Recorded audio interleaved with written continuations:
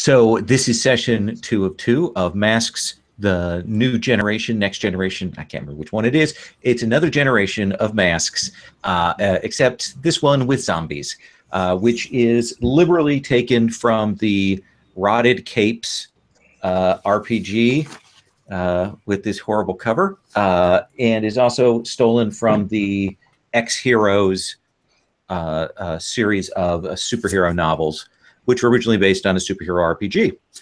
So it all comes full circle. RPGs are a worm eating their own tail. Anyway, so we set up the game last time. We did some character creation and things like that. Last time we had somebody drop before the session. This time we had somebody drop before the session. We have a new person come in. We had a new person so it's all complicated. So it's like a fresh start every time. But we do have some history, some things that happened last session that are going to impact what's going on tonight, and we'll come to that. So, Sherry, can you give us the quick 2-minute pitch on your character, who is the bull, right? Correct. Her name is Karma. She was the former drummer of the K-pop band Danger Dolls TT23! They were touring the U.S. when everything went pear-shaped. And essentially, she ended up grouping up with the others when a helicopter crashed in the middle of their concert, and zombies came out of it, and we all had to fight to protect people. Well, and there was some carnage. And then that was when I sort of ran away from the band's producer, Mr. Showcase, who had turned all the band girls into superheroes as the stick. It was making us extra popular. And we fled with Mr. Bear and met up with the other people in the group. And Mr. Bear is the transformed victim of a superhero plot. Essentially was turned into a robotic bear. He's uncertain whether he has real identity or not. He is super powered, and his nemesis arrived on scene last session. And he's also his PC, his player isn't here. So we'll see what happens to him. So next is Frack. Frack the Fractal is an inorganic being, but he was a normal boy until the age of 10. And then somehow his genetics, wherever they came from, broke through and like puberty. But his puberty was quite strong on him. He has now an obsidian skin, lots of fractals, and he can bring birth of little creatures moving by themselves, at least for a little while. He has created a tree where he goes to and meditates in front of him out of obsidian crystals. And he's like kind of a sad boy in this story. And the authorities are a little bit after him, or cautious, I would say, the least. Because it's not clear how his obsidian crystals work together with the zombies if they come together. And unfortunately, in our last session, Frank was fighting some zombies, and they mutated quickly, and it was really time to go away. Good that he had friends helping him getting away. So our current situation is in Halcyon City. The survivors, about 1,500 of them, with some superheroes and some military and other things, have fallen back to a central sports, recreation, entertainment complex in the center of the city, and have barricaded it, have fenced it around, and have created an enclave for the survivors. And within that, there are a few super beings, adult superheroes. They are more often than not called away on missions, or they're dealing with important adult stuff. So they consider the teen superheroes as dangerous, risky. They just need to stay inside and not get involved with things.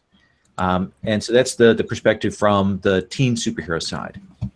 From the public side, there's real nervousness because it is known that the zombie outbreak came as a result of a super being, that it was caused by superheroes. And so there's tension amongst the camp about that. Even though there are protectors here, they worry about those things. They worry about it especially because more powerful super beings have been bitten by zombies and turned into super zombies, intelligent, cunning, able to communicate. They're dangerous foes. And so that's the current situation. Last session, the group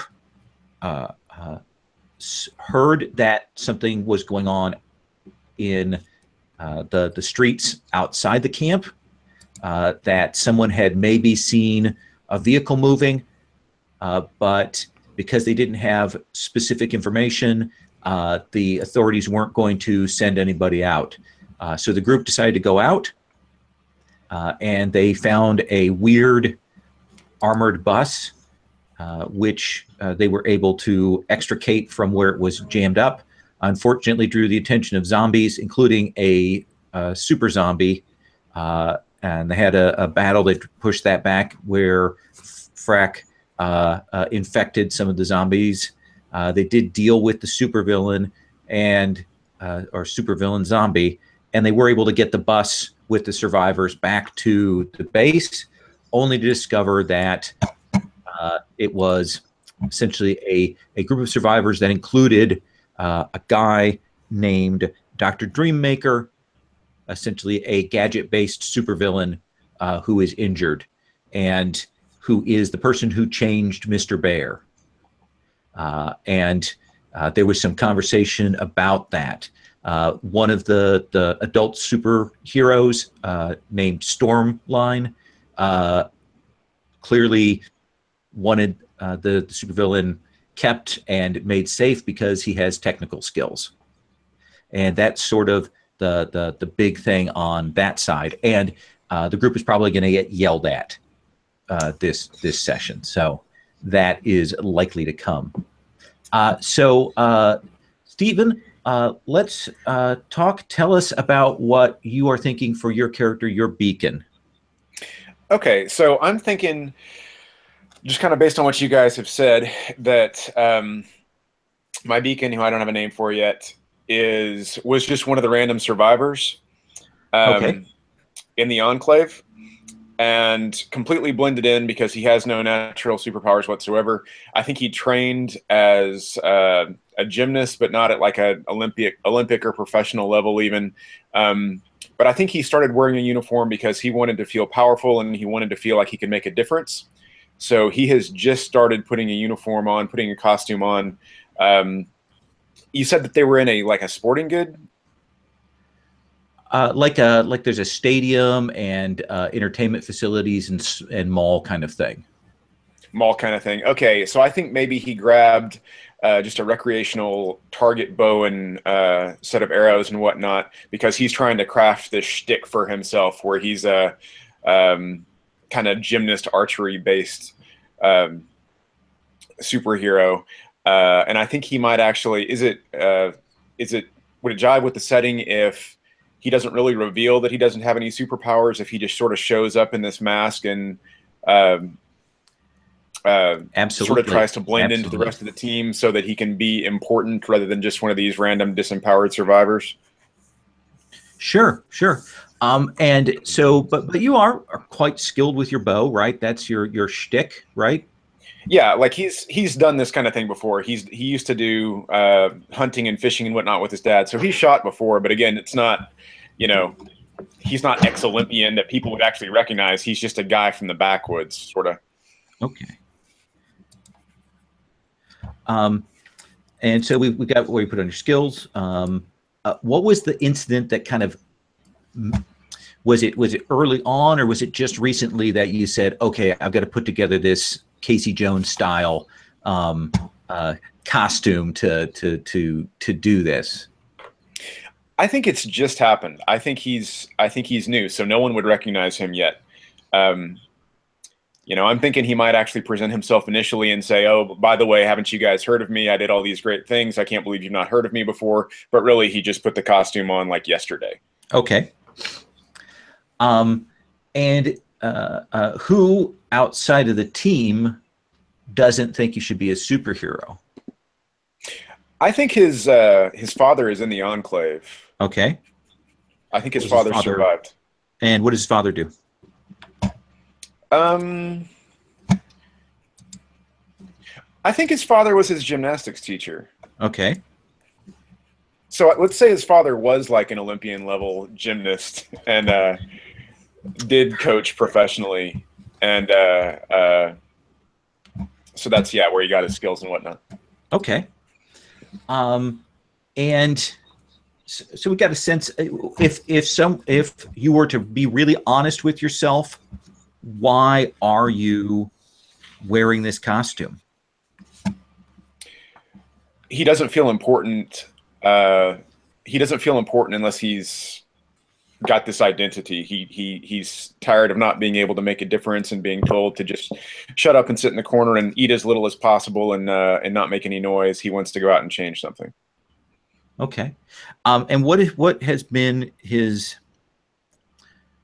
before he got here, what was his experience with the zombies? Can you tell me about where he encountered them? What was that like? So what causes the zombies? No one knows yet. They know it's transmitted by bite in classic zombie fashion. Yeah. And they've traced it back essentially to a superhero with regenerative powers who got hit by a supervillain weapon, and his body mutated to keep him alive. And unfortunately, the side effect of this is that to make him a zombie. Okay, so I think his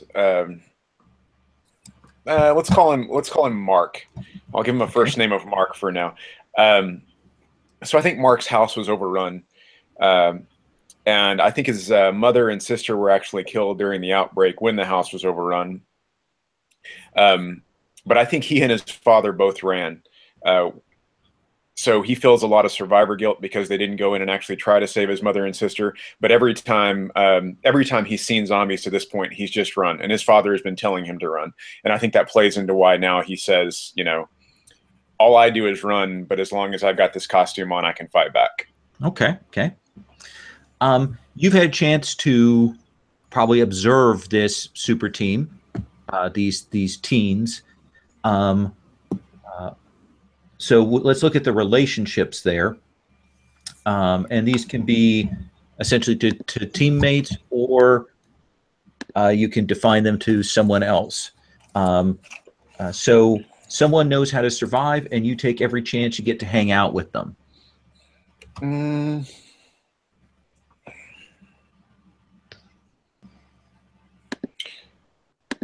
Sorry, I'm trying to remember names still. So, Sure. Oh, I'm sorry. I should do the lower third.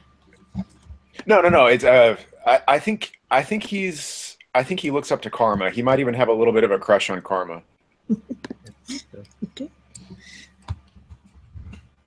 She's the team leader, so that makes sense.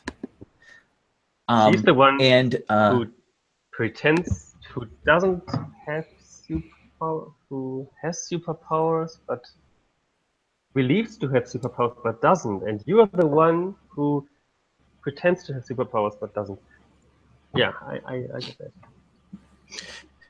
Karma certainly dresses like she's a normal person, tries to hang on to that part of her identity, right?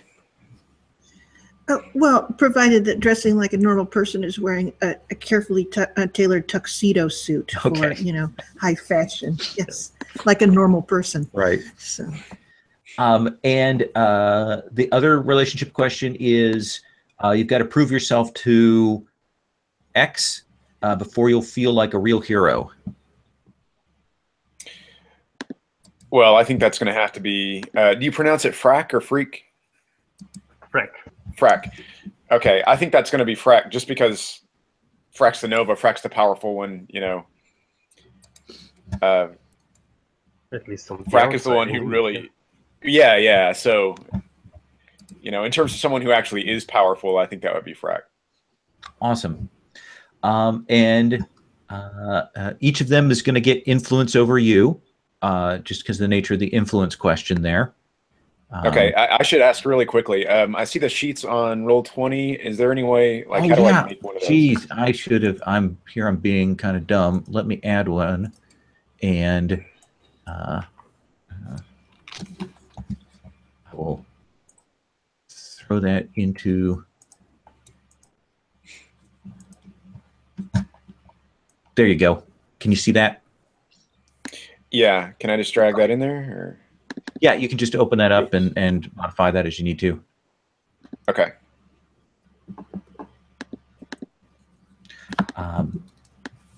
So Garrett, Sherry, you can both mark influence.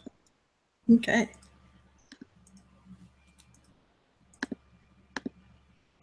I would also like to offer Mark influence over me, if because like we didn't have the chance to put one of our relationships to your side, because we did so last session already.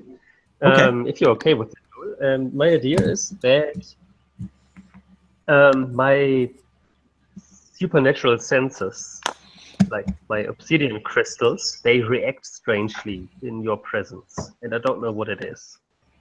Okay. Awesome. And that makes me nervous.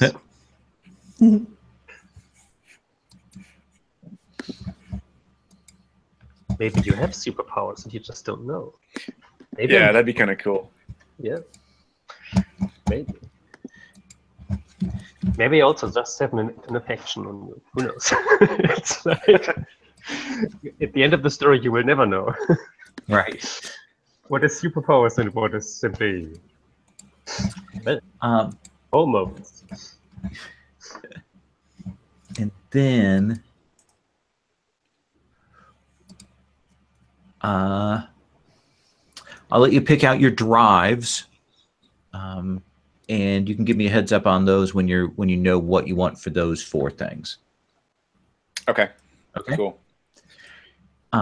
What I want to do then is let me start with some setup and individual scenes. I want to kind of do a zoom in on daily life for each of you, and then we'll kind of have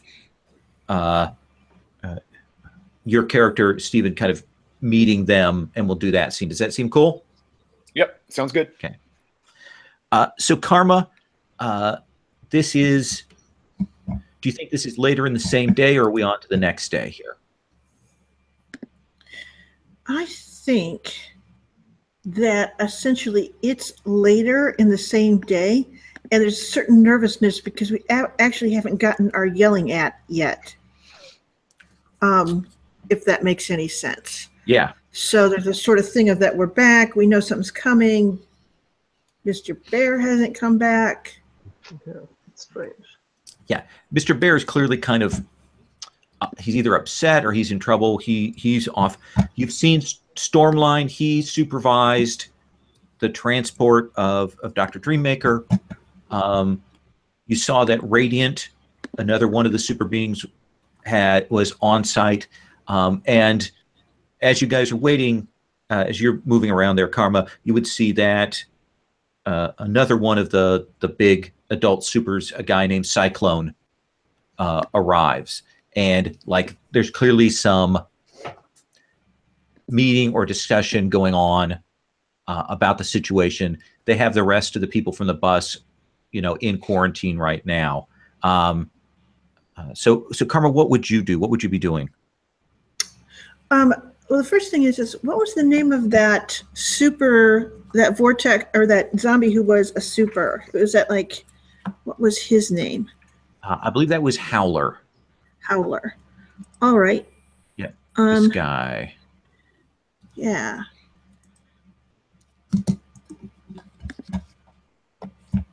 So she will essentially go, well, you saw Howler out there, and just because I threw him back doesn't mean that he's not going to come back. So I'm going to go and fill out a report like we are supposed to. Okay. And So where do you think you go to do that? Is it is there a military place? Is it a civil administration? Is it a science lab? Is it the medical thing? Where do you go to do that? I think this is like more like the civil defense kind of thing, where you're supposed to go and report anything suspicious or dangerous that you've witnessed, and then they're supposed to take it up the chain. Okay. She wouldn't ever approach military on her own. She's very leery of that. Okay. Uniforms like really kind of bother her. So, so yeah, she will go to the civil. I call it the civil defense, but it's the sort of civilians who do the neighborhood watch sort of thing. Okay. And they are organized. The person who oversees this sort of end of things is a woman named Helen Szabo. Helen Szabo. All right. And she will kind of try to get the description from you, and she'll say, now, I hadn't heard that they were sending you and your team out into the field. Is that happening now? She goes, I do not believe that it's their intent to do so in the future.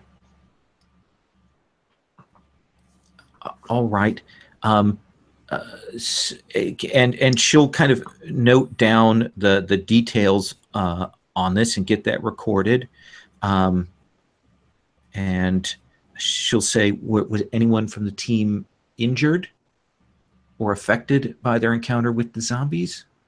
Oh, do you mean were they bitten? No. Okay. You weren't bitten, were you, Freck? No, that was, yeah. No. Like they were bitten by me. Yes. Did you tell us that, though? No. I don't think you did. Not yet. Yeah. So she will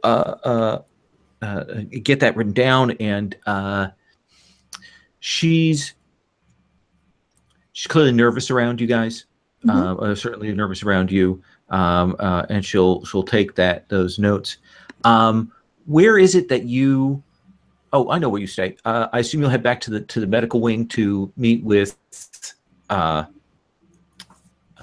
your compatriot, Seraph? Yeah. If she's at the medical wing, and I'll walk her back to the furniture store then. And when you get there, she looks really out of it. Like she's had another one of her episodes. Okay. And I always kind of look at the doctor because she kind of doesn't always understand what's going on here. And she'll sort of sidle over to where Seraph is, and she'll say, what happened? I just got tired. I just wore me out. Just got tired this afternoon. Okay. Do you want to stay here? No, we should go back to the quarters. Okay. And the nurse will come over and will say, I don't know if that's such a good idea. She really, just an hour or so ago, she really collapsed. She sort of says, I will watch her. And she kind of looks and says, are you treating her? Oh, we're treating her as best we can, but the nurse says, I don't think that that's the right decision, and I think that you need to have her stay here. And she's kind of putting her foot down here. Need to have her stay here. Okay. And I kind of work my nerve up because it's speaking the second language, and I say, so she's going to lay here and rest, right? That, and we also need to do some more tests.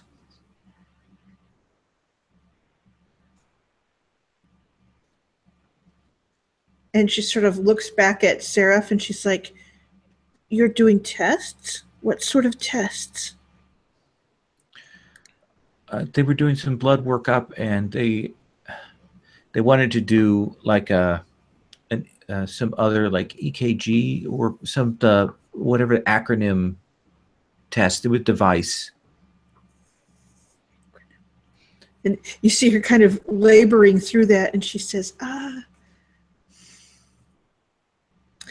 "Then may I stay here?"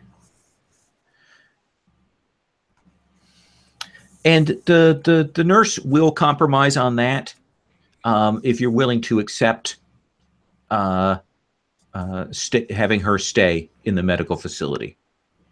For the time being. Painful situation. All right. Okay. But I can't leave her here alone Sure. with these people who could be doing anything to her. So I think you give in to this adult, right? Yeah. Okay. What does that mean? What that means is I'm going to shift your labels. No. Okay. All right. So I think. Rejected. Yeah. Yeah. Well. Okay. So you did accept what she wanted to do. Mm-hmm. So I think I'm going to reduce your superior by 1 and take your savior up by 1. Okay. Does that seem fair? Yes, I will do those marks. Okay. And let's come to Freck. That was very strange out there. You still don't know exactly what happened. What do we see you doing when you get back to the compound? I'm hiding somewhere. So I like try to get to my tree, but I know. I mean, we established that the police is like big brother there, like this civil services there, and so I'm afraid to go straight there, and I'm sure they are after me. So I'm hiding in one corner behind a waste bin, and kneeling there and try to recover because I'm a wreck. Actually, like I have 4 out of 5 conditions marked. Yeah. Oh gosh. It looks terrible for me. The only thing I'm not is insecure, even if it looks like, but I'm angry, afraid, guilty, and hopeless. It's really, really bad.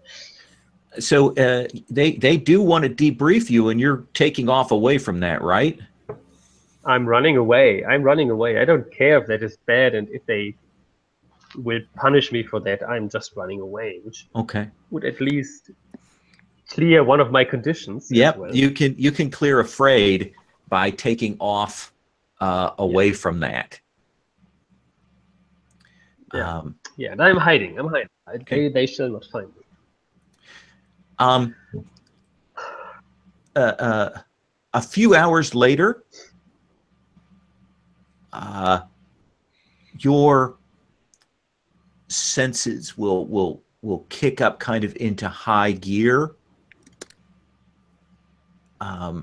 and you will see this figure floating, down the hall towards the end of the sports annex that you're hiding in, on like one of the fake plastic trees that are down here, and it looks like it's the Cyclone, one of the adult supers, and he is clearly looking for you in that way that says, "I'm just going to come out here, and you'd better present yourself rather than me having to hunt you down." So he is coming this way. And what do you want to do? Can't hide from Cyclops. My last hope is that one of my friends finds me before he does. Maybe somebody can help me to find a way out here. If nobody comes, I step out. Okay, and that is it. You are alone. People are catching up there. Um,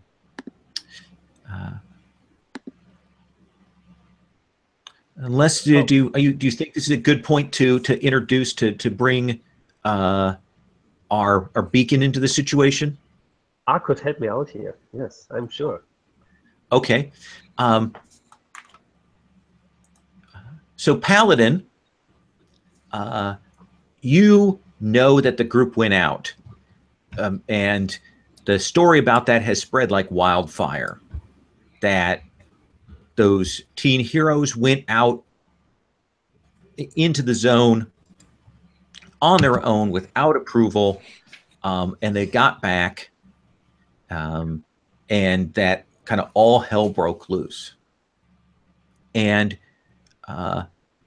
so why were you looking for Freck? What was your sort of what did you intend to do when you went to introduce or meet him, or what was your intent there? I think he's actually looking for an opportunity to impress Freck in some way because he's got this new costume that he's made. So he's looking for this opportunity to sort of like show up in front of him and sort of provoke this sense of awe. But his costume is essentially rubbish. Like he's put it together out of various strips of black cloth, so he looks like this sort of like ragged ninja with armor made of, you know, sports equipment. He looks more like someone from Road Warrior than he does, you know, but he's made an effort so that you can't tell that he got it out of a discount sporting goods store. Okay. So you would have been down the area that you know that they are sometimes at. You would have seen Freck kind of hiding away, clearly concealing himself, and you would have seen one of the major adult supers coming down. So imagine that this is a section of the mall hallway that's kind of more boarded up. It's not used for residential. And this adult super seems to be looking for Freck. So what do you do, Paladin? I think Paladin follows the adult super at a discreet distance. Like he doesn't want the adult to see him. He just wants to see Freck. Okay. So you would see this adult super land near where Freck is in hiding. He says, kind of loud, the wind powers sort of amplify it, and he'll say, "Are you going to come out, or do I have to pull you out of there, Freck?" But Paladin is there. I've seen him. Well, you've seen a guy you haven't met yet who's in this weird homemade costume. He's kind of followed this adult at a discreet distance. You don't know who he is. But my crystals, you can see like as if I was brushing the crystals on my skin, like directly in the direction where this figure comes from. So that must be this guy, Mark. Yeah, so you can get to him, but you've got this adult superhero who's looking for you, sort of between you and him. Yes. And I feel still so hopeless. That's the bad part. And so I think I will simply step out. I feel a little bit more courageous now that somebody else is also there and can at least like watch what is going to happen. But I, like, with my head down, looking to the ground, I step out, face my nemesis. And this guy walks forward. He's got a mask on. He's got kind of a long coat, a weird sort of the wind kind of twirls around his midsection. Kind of feels like that comes off of that. And he's clearly not aware of Paladin. Like, he's concentrating on you. And he will say, what went on out there?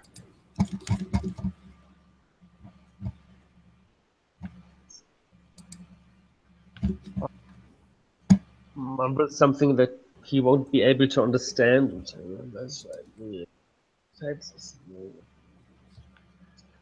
I need you to enunciate your words.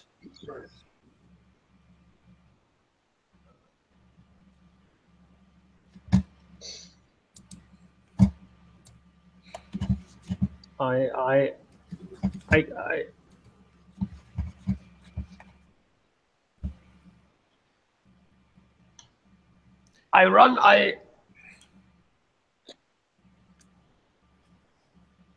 crystals breaking out of me, and I run into the opposite direction.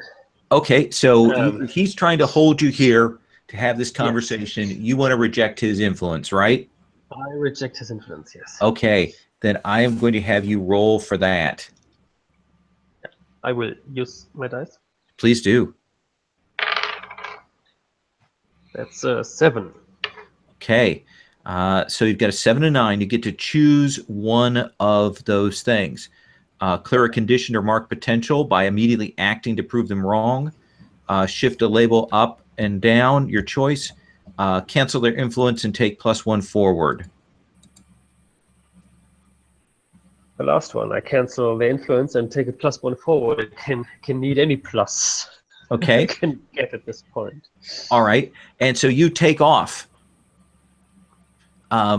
Fractal's going, and he's clearly, that wasn't the reaction he expected. Paladin, you see Freck take off. What do you do? I think Paladin starts to sort of creep up toward the back of this adult, but he doesn't want to engage with him. He actually wants to chase after Fractal.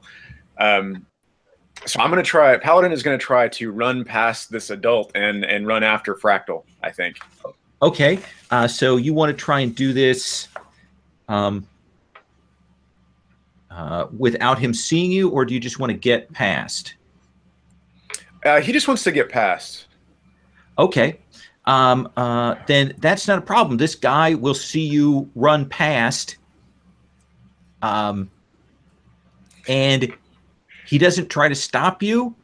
He doesn't know who you are, but he does watch, and you will see him reach down and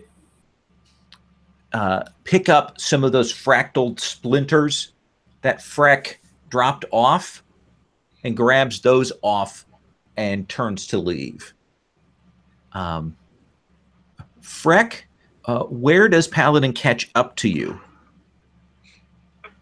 There's a little alley where there used to be trees, and yeah, and now they are like all benches. So that's the best you could do out of that, and that's far enough away from me that I need to take a breath and sit down there. And this is the chance to sit together on that bench.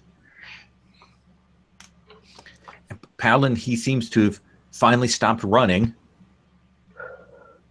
Okay, I think Paladin like runs out into the alley and sort of looks both ways and sees him sitting there, and then he walks up and with his voice kind of muffled by this mask says, "Hey, I just wanted you to let you know that was awesome. I don't know what that guy's talking about. I think you guys are great." Mark? No. Who's Mark? I have this, sorry. I have this strange sensation on my skin going on again. So what is your name? That's weird. I'm Paladin. I was in the local news a couple of months ago before all this stuff kicked up. I don't know if you've heard of me before. I've got a Facebook page. I was on Twitter. Okay. Kind of a big deal there for a while, but yeah, I've been lying low since I got here. You hit me up? I'm a little bit out of breath. Oh yeah, sure. I give him my hand. Okay, I would like to look deep into your eyes and to see like what I can expect from you. I wonder if that is worth Pierce a mask. If you want to try and do that, that is something that you can do. That is something I can do, yeah. Do you have any modifiers on that from your conditions? Could be. I'm looking through them, and yes, because I'm still angry, it's -2. Yep. And mundane is 0 on my side. So I get a 6. Okay. My +1 from running away doesn't count anymore. It doesn't look like no. No, because you're not moving against him. Yeah. So you can't kind of get a read on him,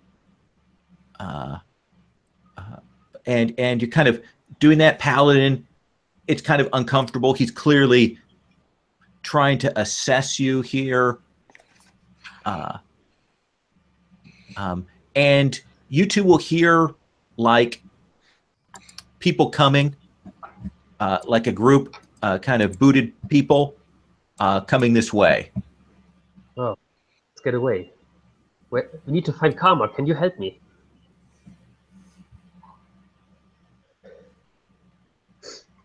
Did you call Karma? I'm sorry. Yeah, we need to find Karma. She's a friend. She knows what has happened, and she knows what to do in such situations. Oh yeah. By all means, let's find Karma then. So you guys are going to try and essentially escape out from here and evade these people. I try. Okay. Let me see that here. Paladin can take the lead because I'm not capable. I don't think we need to roll for this. You guys are young. You've probably had a chance to more run around in these areas, so you kind of know the terrain in these back parts of the complex. You will see that it does look like it's a militia team, like some of the local security, and they've got some tasers and stuff on them, and they're clearly looking around, like maybe they were looking for Freck, bring him in to talk to somebody. But you two can evade him. Does that seem cool? Yeah. Okay. Karma, I'm going to cut back to you, and then we'll bring the two scenes together. Does that seem cool? Mm-hmm. Okay. So Seraph, they will go and they will begin doing some testing, and you've been here in the medical labs with her before, right? Yes. Okay. They bring down a couple of machines you don't. It's like you haven't seen them roll these out. All right. And as soon as they do, I stand up and I go to say, "What are those?" And the nurse here, she will say, Dr. Golgo asked that we run a few more unusual tests on her to see if there's something paranatural that's causing these problems. There's nothing paranatural about Seraph. And then she says it very quietly. She says, "I have superpowers. Dr. Shokai's tried to give them to her, but she does not have them." So she will say, "This will only cause her more pain." She'll say, "The doctors told me we need to run these tests. They're important. If you want your friend to get well, we're going to need to run these." And she sort of stands up and says, "Those have nothing to do with her getting well." And so you're gonna try and push back on her, right? Oh, yes, I am. Okay. Now I'm going to need you to roll to reject someone's influence. Okay. And what do I roll for that? Straight. Straight. Okay. I'm trying to find my character sheet's not coming up. So. Sure. Okay. Straight.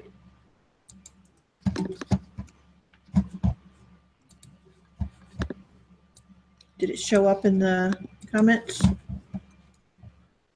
Oh, I don't have the Hangout things open, but I can do that. Or did you do it in Roll20? I think in Roll20. No, it Nope. didn't come through. Oh, because it's got that little situational bonus thing that finally came to the top. Okay, so I got a hit. Nice. 9.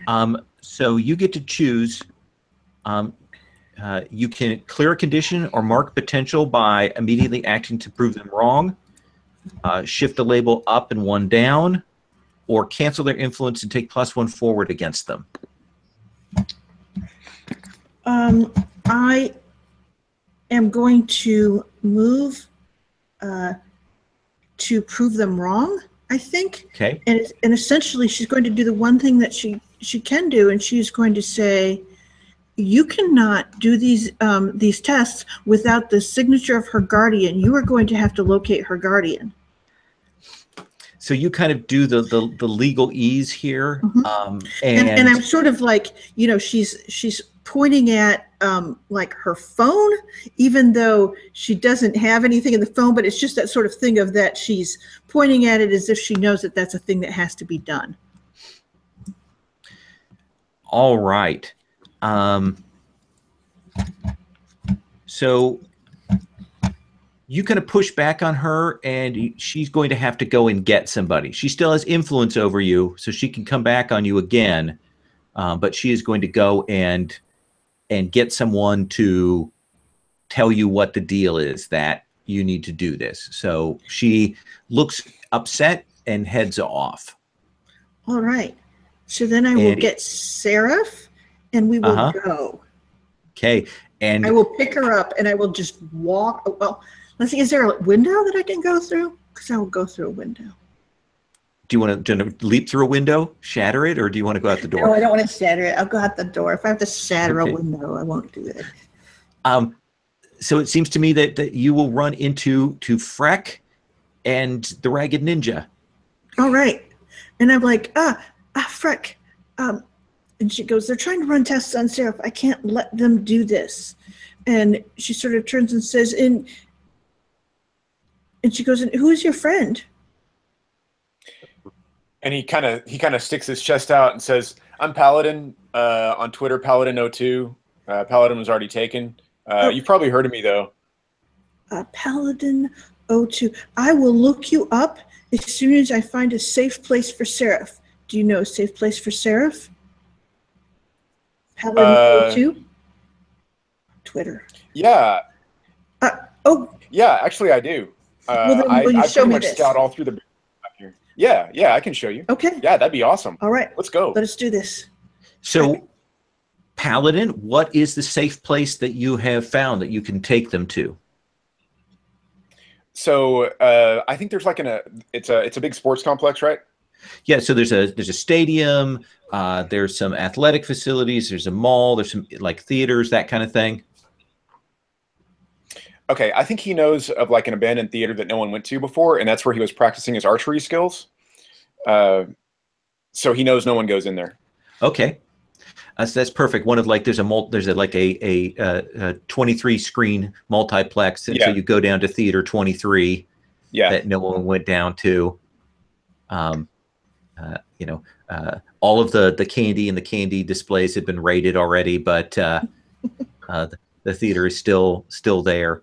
That faint smell of old popcorn probably smells better here than the way that everything else smells in here of makeshift sanitation and mall food throughout the rest of the place. So for practicing your archery, did you like did you put cutouts, or did you put a bullseye on the screen, or how did you set this up for your archery? I think he raided the sporting goods store, so he's got those silhouettes, and I think he just stuck them all over like different areas in the screen, and he would just take shots from all over, the balcony and the downstairs and everywhere. Yeah, so there are just like a plethora of these silhouettes all over the place. Up from the projection room, firing through the little window. Yeah. So the screen, when you guys get in there, you'll see the silhouettes, and it is peppered with tiny dots from the holes that have been shot into it. Awesome. And you guys can gather yourselves together. Yes. She'll ask if you know if there's a place where there's a couch. No, but like you can just put down 2 of the seats, and like maybe one of these over here doesn't have an armrest in between, and you can just lay out over here. Would that be okay? Yes. I will get rid of any armrests, and she'll go for it, wrench those off. Well, I still don't think this is a good idea. Paladin has brought us to a safe place. Why should we attract any attention to this here? Your friend is is somewhere where they are taken care of. And she sort of I stops. don't want to. Frank, what do you? And she goes, they weren't taking care of Seraph. They were going to test her for things. People shouldn't do that. Not without permission. They have done that to all of us. Exactly. We're all survivors. And she goes, we're not survivors like the others are survivors. I'm not participating in this. I want to stay safe here. I need some time to rest. Wait. Terrible things have happened. Wait, what are you talking about? You need some time to rest from after the fight? And she sort of looks at you and she says, did you get hurt? You didn't get hurt, right? They got hurt. They changed after they had contact with me. Like all the analysis which was done, it is true. The authority was right by looking after me. And same goes for your friend. And she sort of stops and she goes, I do not think that I am understanding your words right. So I am going to back up and I'm going to ask questions like a child. Okay? And she sort of says, when we were out there fighting, there was Mr. Bear, there was me, there was Osteo, there was you. Yes. There are people on the bus. Who was the they? Outside. You mean the zombies? The zombies, yes. Yeah, you hurt the zombies, yes. That's good, isn't it? Yeah. I was out there. And they got hurt. Yes. And she sort of stops and she goes, and she kind of puts her hands on your shoulders and she says, what do you mean they got hurt? With my crystals. That's it. I'm leaving this place. And she goes, why are you? And she goes, Freck, stop. You have to help me. I'm looking to Paladin. Do you want that anybody knows about this place? No, nobody ever comes here. Yeah, you just see. Me. No, it's cool. And they will soon come. It's cool. Whatever I can do for you guys is great. Like, anyone want any water? Like, I can probably get you some. Would that be all right? Water would be very good. All right, and he dashes to a stash that he has kind of in the back. All right, he'll bring out the stuff. So it looks to me like, if I can kind of interpose here for a move, okay, if I may, It does look like you are trying to support Freck. You're trying to get him calmed down. Does that seem like I'm the trying end to goal understand here? how I can do the thing. Yeah, do whatever he needs. So Yeah. Okay. Please calm me down. Okay. I'm trying. And you've got Yeah, you did that. you have one team in the team pool. Okay. Okay. And you can go ahead and try and comfort or support him, and you go roll mundane. Oh Lord. Okay. Mundane, and then try to find a stupid little situational bonus box. Okay. Okay. And then what did I roll? A 4. Okay. So even with a team pool, that doesn't help, does it? No. Unless it raises it up to the next thing. So essentially, she does not understand what Freck is saying. It is literally a language confusion, and she wants you to sit down and explain it, but she's just doesn't understand what you're upset about hurting zombies. Yeah. That's I'm the sorry. sad truth. I'm going for some sleep. I have enough of that. Under one of the seats. Just going to throw yourself away from it and forget about all of this. I want my teddy bear. Okay. My Mr. Bear. So you can do that. Seraph, you'll see that Seraph is, you see her kind of clearly like maybe she's having another attack. Okay. Paladin, you're not sure what's going on here with this, right? Paladin just thinks it's awesome that he's hanging out with these people. And you will hear in the distance one of the wall alarms, the wails there, start. It's used when there's some kind of major situation, and that siren will just start to carry through the halls, and even here in the theater you can kind of hear it from the distance. And I think that's where we're going to take our 5-minute bio break. Okay. And then we'll continue on. Right. Yes, that does seem right to me there, Freck. Okay, so we'll take 5. I will take the condition hopelessness, or bothering Sherry with that.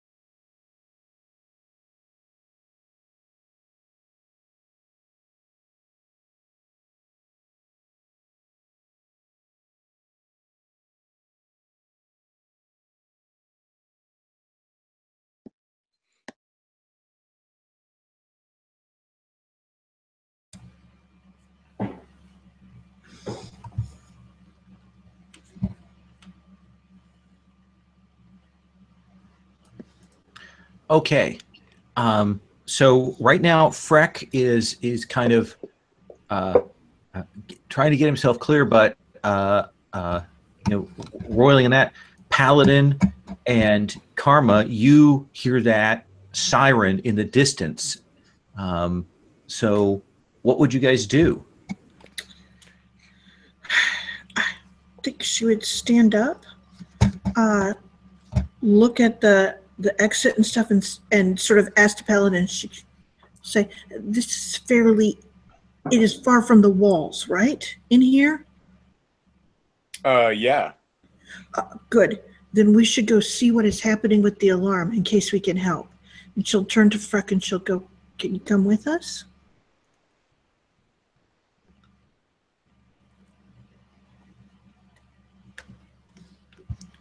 I think you're muted, Freck. I'm sleeping. I tried to pretend to sleep. Okay. Are you trying to dragging me out, or? And she will sort of go through the motions of like waking you. I mean, she'll like say, Freck, the alarms are going off. We're going to go check. We need to go check. Okay, I'm with you. I'm coming. I know. If you need to stop, just say. We can let you charge up, like sometimes, right? You need to do that. Okay? Okay. I'm with you. Yeah. All right. Paladin, you've described your costume with the sort of the strips and so on. What does your actual sort of archery gear look like? What have you done anything to modify it, to customize it, or what does that look like? So, like, he knows how to target shoot. So it's like a standard, heavy duty commercial compound bow with all the stabilizers and sights and everything on it. All he's really done, aside from getting the highest end stuff out of the shop, is he's painted everything white to match his gear. Okay. So the three of you can head out. Mm-hmm. Where would you go to find out the situation? Would you head to where the alarm is, or is there some person or place you think you would go to get the lowdown on this? I think, like, since this is kind of my zone and everything, I think I'm going to head toward the roof. Okay. So I can get up there and kind of use that as a lookout. Okay. So climb up out. So it's probably, this is, yeah, probably opens up into an more open part of the compound. Okay. Are you guys following him, or are you going somewhere else? Yes, because this is his area, if that makes any sense. He's the one who brought us here, so he knows the ways in and out. So it wouldn't even, yeah, of course you would follow him. So the three of you will get up on that roof, and you can see that this leads, let's say that this is part of a mall thing. You're up on top of that. There's sort of an open couple floors here down below, and you can see off in the distance, and you can see that there's some small arms fire.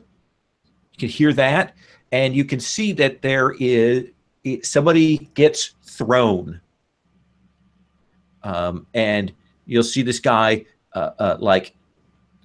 land in the empty fountain for the thing, and you will see one of those people from the bus, mm-hmm. the people who brought in that had the kind of the weird carnival clown outfits on, that were like kind of very dirty and rough, and he has just thrown somebody, and he's walking around, and he's looking around. He's clearly doing some damage. All right, then. I'm up there. Yeah. And that's it, is we're out there because we know those are bad guys. So she goes, and she does sort of start to like she's going to jump off the roof, and she turns back and she says, "They're the bad guys." To Paladin, and you see her kind of like look down there to see if there's an easy way to get down. I mean, she doesn't like want to do a 2-story jump, but she just. Well, but she can. So Freck, what do you need to power up here first, or are you doing something first? So I heard you speak first, and then I'm going to come to Karma, and then I'm going to come to Paladin. Yes, I'm powering up. I need to roll dice, and, Yes. and because what I want to do is turning into fractals, and then going up there again. Okay. Because I still feel guilty. All right, let's have you roll for your powering up move. Yeah, it's plus conditions. I shouldn't have cleared them all. Oh, you got plenty. Not enough. 3 plus 2 is 5. Which means, and that's even worse, on a miss burn 2 of his holes and mark 3 conditions. Oh. So I'm trifecta. ready to go up, but I'm afraid, insecure, and hopeless again. So what does that look like when you don't get the power boost that you want? What is it? What happens that triggers that for you? I had that feeling already before, like out with the zombies, and this time it's even stronger. Whatever is up there is strongly reacting with what I am, and I lose part of myself while going up there, and I know that this could be my end. So you'll year of dark crystals up to the hill, like up to the roof. Well, you're on the roof. You guys are on the roof looking down. Yes, and I move up there. Okay. The other thing is, when you do that and you pull on that power and you extend, there is a bit where some of your senses go elsewhere, and you can feel yourself shambling around in the city as the zombie horde that you're connected to. You'll feel that consciousness pushing in on you briefly. No. But you're occupied with that. Karma, what do you want to do? So she turns back to Freck and she goes, "Are you here?" I mean, she kind of like, what's it? He's there on the roof with you, kind of. Okay. The fractal thing going on in a swirl around him. Okay. And he's not doing much, right? So can I kind of, here's my question. Can I pick him up? Absolutely. Please. Okay. And I will. And I'll pick him up and I'll go, I'm going down. And she goes, I'm not familiar with what you can do, but if you can join us, that may be. And essentially there's all these, the obsidian just sort of flying around, and you see it like kind of hit her on the cheek, and it draws blood and everything, and she just kind of, and then goes and jumps down onto the ground. Okay. She'll do that 2-story jump, superhero landing, cracks the floor there. And you can see this guy who's throwing people around, and you can see that some of his skin is torn away, and it looks like he's a robot. Okay. So let me figure out what Paladin's doing, and then we'll do the engagement here. So Paladin, what do you do? So how far away is this this clown? Is it like within 50 yards, or are they like a block? So are you asking about shooting distance or moving distance? What are you thinking here? Yeah, I just want to see if it would be like, would it be a smart move for him to just stay up on the roof and shoot? Yeah, you could certainly do that if you wanted to stay up here. You might have a little bit of problem with the angle. Might not be able to get the kind of force that you wanted to, but you can certainly do that. Yeah, I think Paladin's just gonna kind of like look down and wave down at him and say, I guess I'll just stay up here then. That's cool. Okay, you'll get yourself set. I think that you guys will get to to the team pool, which brings it to 3. Okay. I don't think everybody has the same purpose. And I do think that you are ill prepared. Okay. So Oh, I'm going to say that the that's a team thing. the team pool is at 2. Okay. Okay. So Karma, you seem like the person who is most present in the situation at this moment. So let's come to you and see what you're doing. Okay. So I sit Freck down and I say, okay, I'm going to take a run at him. And she says, just back me up, okay? Yes, do so. You need to stop them. And that's essentially it. Is I put him down and I sort of whirl around and I go and I literally take a running charge at this guy. All right. That sounds to me like you are directly engaging a threat. I am. Go ahead and roll with danger. Right. Now find the situational bonus. There is none. And let's see what I got. A 9. All right. Yay. So you get to pick one from the directly engage a threat list. Okay. Let's see here. I think I don't have the basic moves with me, so resist or avoid their blows, take something from them, create an opportunity for your allies, or impress, surprise, or frighten the opposition. And I get to choose 1 or 2. You get to choose 1, and you also deal your damage. Okay, I will resist their blows, and I will do my damage. Okay, so you slam into this thing, and it will fly back and hit one of those mall support pillars. There's that as it crashes into there, and it's shaken. It's trying to reorient itself, and it will say, "Where is the doctor?" And he's kind of trying to pull himself off of this pillar. Paladin, what are you doing? Are there civilians down there? Are there non-combatants? Yeah, there are some people down there that were trying to get away from this, some people who were trying to engage with it when they thought it was just a person. They didn't realize it was a super situation. Okay, I want to see what I can do to protect the non-combatants. Okay. So describe to me how you would do that. Well, I was thinking like an assess the situation, like what here can I use to basically like I want to maybe knock something down in between the robot and the combatants. Okay, like, tell me what that would be. I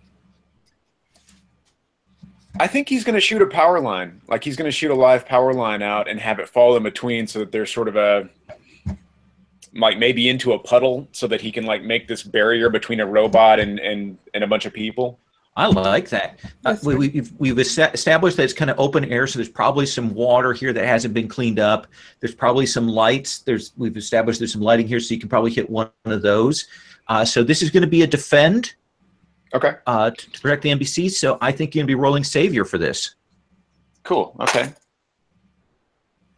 And so I got a 6 plus. I think my savior's 2. Okay. Yeah, so 8.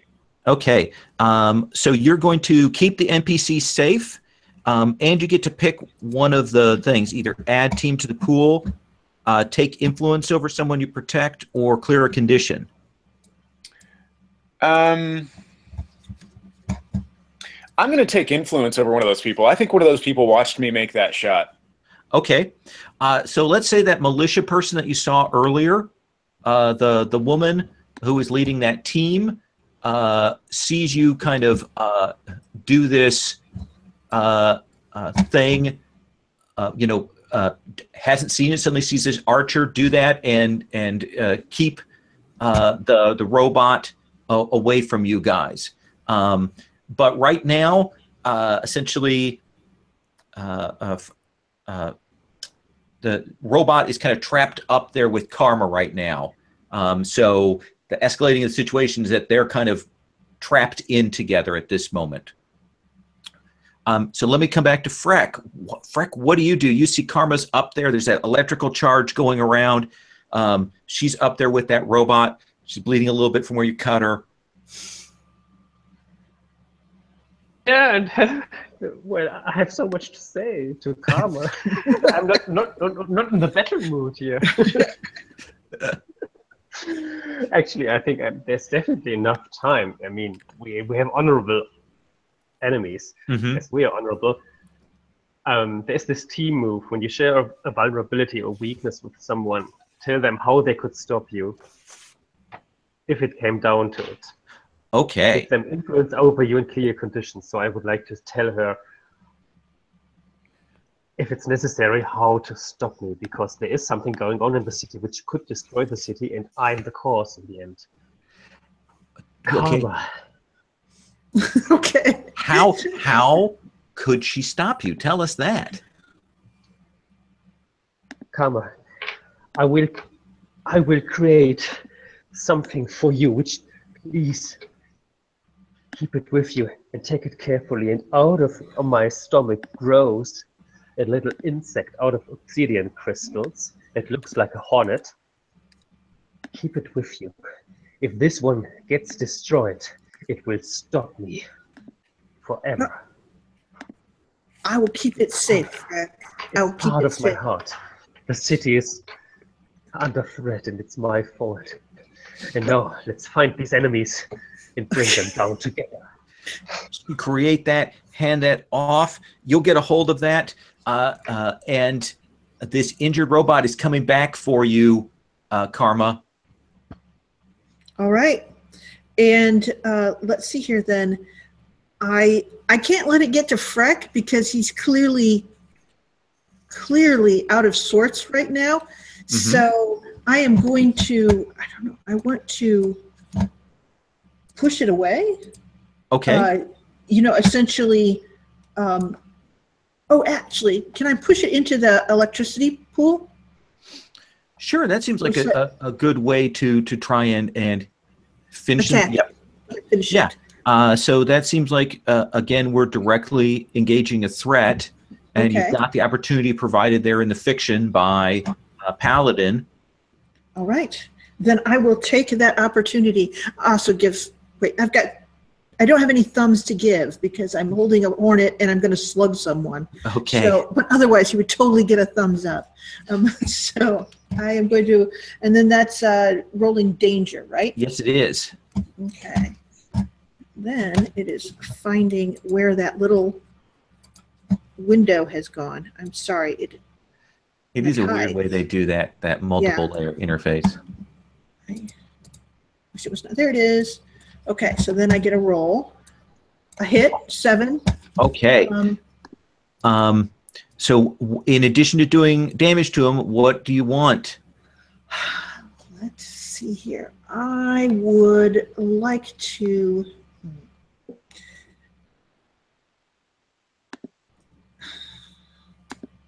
I want to take something from them, and it's his balance. Okay. Off balance. All right. So let's describe that as mobility. Okay. Okay. Yes. So you grab him and you slam him into the water and electrical pool that Paladin has set up for you. Yep. And you'll hit, and there'll be that cartoonish, electrical, short thing that goes on around him, and clearly the lower part of his robo torso gets stuck, and he's just he's out and kind of flailing, and it's doing that kind of dull, stuck, repeated motion, can't move further. Okay. Okay. Paladin, you see that situation is taken care of. You've impressed the people. How do you want to play this now? I think he waves down from the top and yells, "I'll be down in a minute. Everyone does that superhero landing thing now, so I'm just going to take the stairs. I'll be down there in a second." Perfect. That's great. I love that. Great. That robot is there. That militia woman comes over. She looks at you two, Freck and Karma. She's kind of weirded out by you, Freck, because she's probably never seen this level of fractals. And she says, "You guys, your bear friend, Yeah. Mr. Bear, Where is he? broke into the holding facility, and he took Dreammaker. Huh. And then Dreammaker's guys, they went nuts, and they're raising chaos all over the place. The problem is that the trio are gone. They went to go and do something." And Karma stops. She goes, "I do not know where Mr. Bear has gone, but I can do something about the minions. So that is what I will do." She says, "Okay, but if we find Mr. Bear, we're going to have to deal with him." And she goes, "If you find Mr. Bear, call me. Then there will be no dealing. Us. Okay?" You see her hesitate, And she goes, and she looks at Paladin, because Paladin did that thing where he impressed her. And she'll go, "All right." "Thank you." And Paladin she nods calls back officially. She calls her people and heads off. And she stops and goes, "Wait, who are you?" Points at you, Paladin. Again, he like sticks his chest out and like does the hands on hips pose and says, "I'm Paladin. You can find me at Twitter, Paladin02, if you haven't already looked. If you ever get Twitter again." I hope we never get Twitter again. And she takes off. All right. And we run towards the next fight.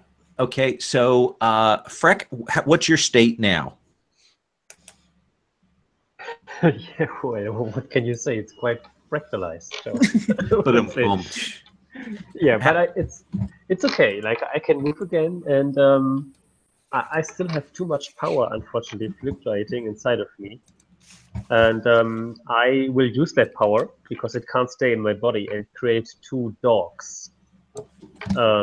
Like little constructs which are following me in fractal form, and they walk with me. I'm used to have them. They can protect us. Awesome. Yeah. Otherwise, I'm ready to go. Oh, and Lowell, since he gave me that influence or whatever, I can shift some of his labels. So I'll do freak up and superior down. Okay. So let's cut to you three following the noise. And we cut to the food court. All right. This is the other section by the stadium. Essentially, it's all of that stadium food court area, that big hall. It's where some of the dining areas are set up, and you will see there are two of these sort of carnival clown robots in there, and they are picking up tables and throwing them around. And they've got a group of people like cornered in the Orange Julius area. And there's hot dogs and like slushy mix all over the floor. The place around here is sticky and filthy, and they've clearly knocked some of like the fryers over. And so you can actually see that there's a fire burning in one section of this place when you guys arrive. So it's kind of a chaos mess. People are trying to get away, and these things are just clearly they've been programmed to wreck things until they get what they want. So what are you guys doing? So I'm going to move into a defensive position between the people and those robots. Okay. So you're going to run over there, get yourself in the way then? Mm-hmm. Okay. Yes. Go ahead and These robots are throwing things around. You get in the way. Roll savior. Okay. All right. And come on. Woo, 13. Full hit. What does that look like? What happens there that you're able to deflect or change up the situation? Essentially, I get pretty lucky, actually. As I come in and I bring a table up, I'm actually able to throw one of the robots into the other one. So I get a little extra time to actually position myself and set up a significant set of area that actually I do have blocked off. Okay. And that'll probably give some of them a chance to get out through some of the lanes there. Exactly. Now you can take influence on somebody like the Orange Julia chef, or you can add team to the pool, or you can clear a condition. But only one of those? Only one of those. I think that I will.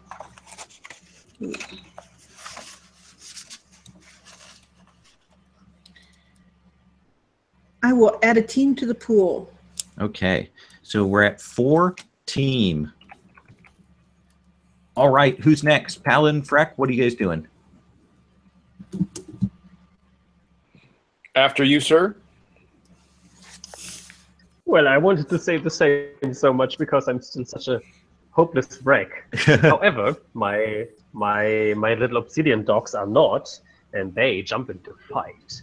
Okay. And I hope that I can control them and by unleashing my powers and bringing the thorns out of their back. I love them when they do that. All right. So this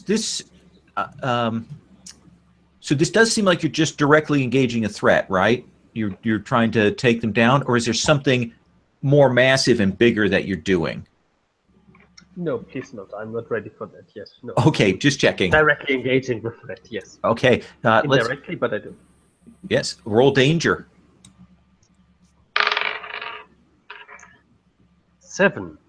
And fortunately, the only condition I have cleared is the one which would give me a -2 on that roll. I'm not afraid anymore. Okay.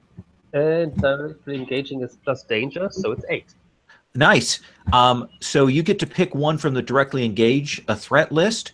As the dogs move up and grab one of these robots and start doing that kind of cutting with the razor sharpness.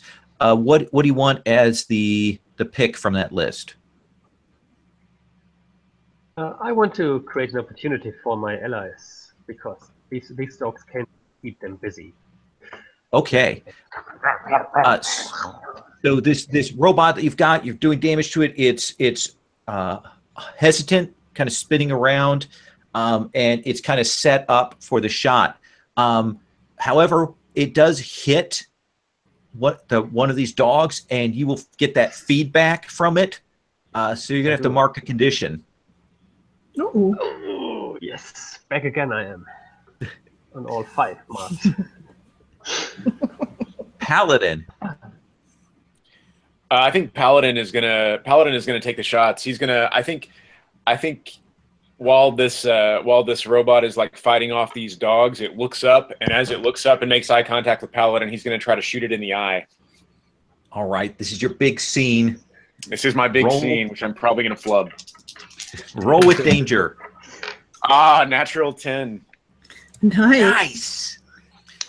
So you will put that in that robot's eye, and there'll be that of shorting as it tries to grab at it, and it drops. There's still one more up, and you get to make a pick from two picks from the list. Can the robots, can I impress, surprise, or frighten the opposition? You can impress them and make yourself a target, sure. Okay. Okay. So that'd be one pick. What do you want for the other pick?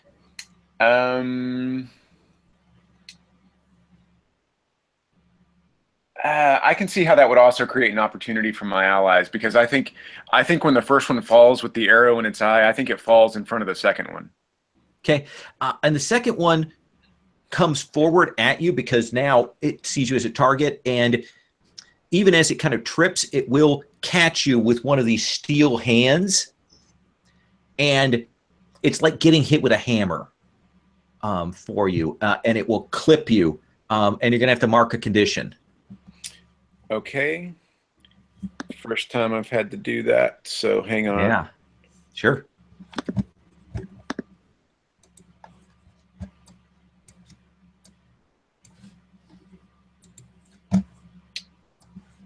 I think he'll mark afraid. Okay. Yeah, that hurt. Are you bleeding, or is it did it just do a big bruise? I think it's just a big bruise, and it also like ripped one of his ad hoc pieces of armor off. Okay. Yeah, and your ears are ringing. Karma. One of the robots, your team has taken down one of them. The other one is up, but off balance. Yes. There's still that fire burning, and people are still running pell-mell. All right. It is a chance to take care of this last one that's still up. So I am going to directly engage it. Okay. Essentially, since it's off balance, I have the advantage. I'm not certain what that advantage is, but I will take it. I'm going to say that if you do harm, you can do additional harm. That seems like a good payoff for that opportunity. That seems reasonable.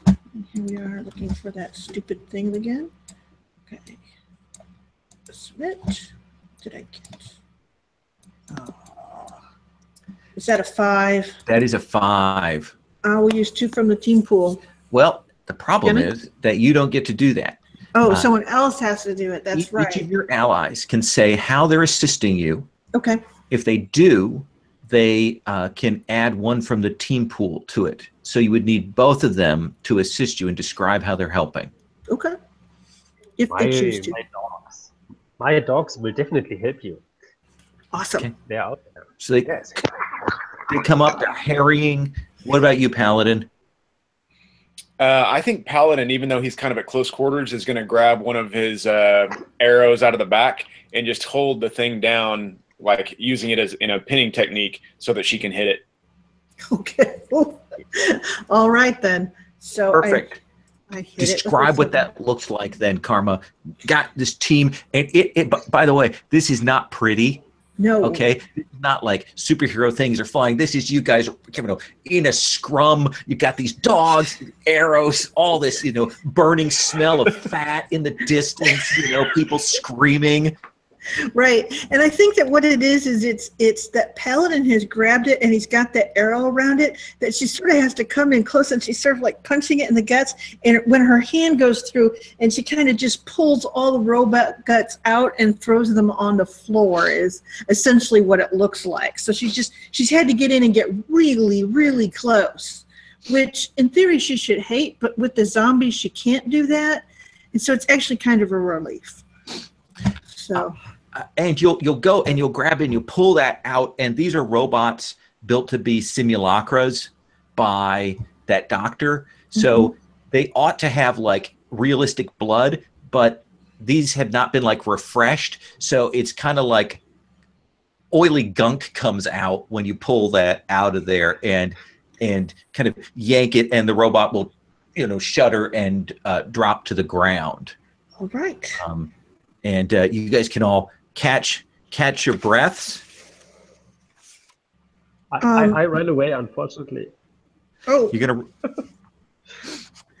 You don't think you're gonna try and share a celebration here? Yeah, I think that makes sense to go. All right, we did it. Come on, we're in like a huddle over this this robot. So. Yeah, and I think Paladin is like, we did, didn't we? We did kill it. We did. And she turned around and she goes, "Thank goodness for your dogs, Freck." Yeah. You can stop me from running away. Yes, you can. Okay. Let's see if we celebrate how that looks like. So yeah, what is it should be on your playbook what it says when you do a celebration? a triumphant celebration with someone. So. Okay, so we all have a version of that, right? Yeah, I haven't had to do this, so this is me pausing to see what this looks like. I found it already, and I want to know from you. Sure. If there's any fear in your eyes when you look at me. You can say no, you can say yes. It both has interesting consequences. Which one of us are you talking to? With someone I can choose. I think Paladin. I want to know what you think. Like, is there any fear after you've seen me? Yes No. Or no? No. Paladin thinks what Freck can do is absolutely incredible because he can take care of himself. So I think Paladin after this is like, those dogs are amazing. That was so creative. I don't know how you came up with that on the fly. Like, that is so cool. Good.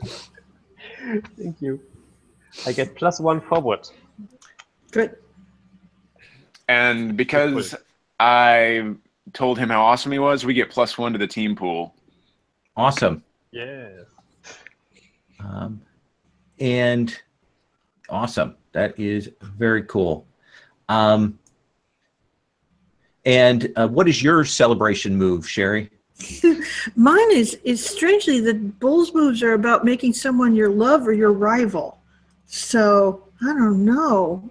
My thing is that I'm awfully fond of Mr. Bear, but this Paladin guy is kind of cute. I mean, so there you go. And right. kind of more human. There's always that's my main redeeming quality. You have no idea what a relief it is. Not a bear. Not a bear. And you get to mark potential for that. Yes.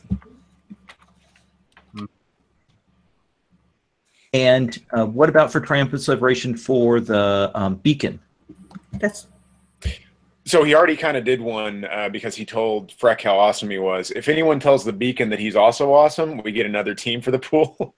Oh, well, yeah. I think that's what we did. Is that went really well. So yay, because you are awesome.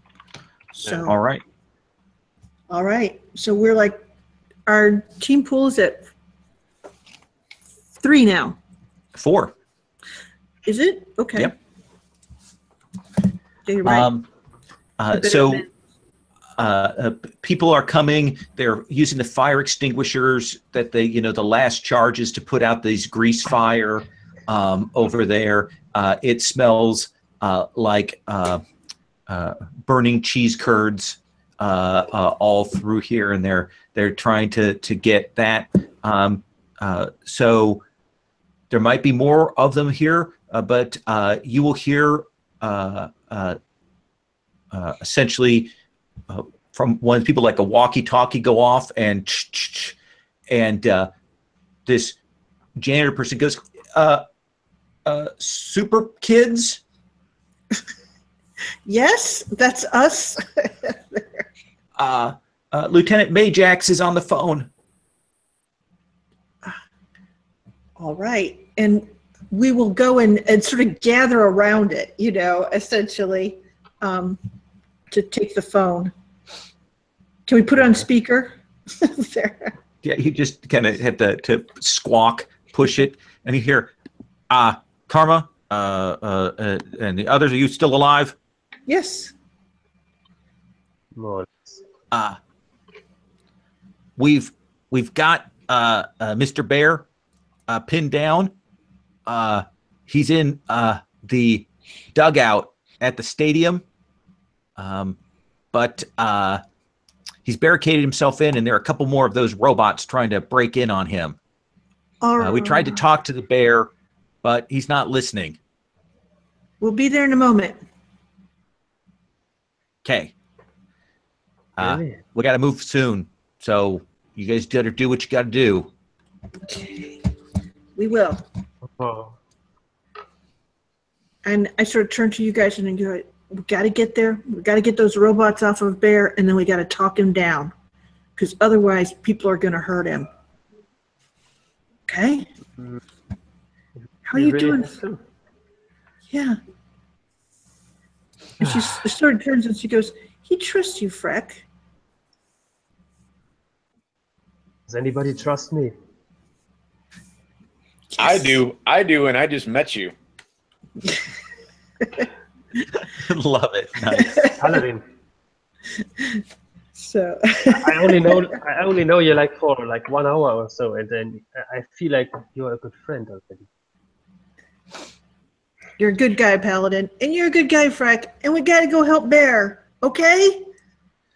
So what is the way that you manage to speed through the compound? What is it?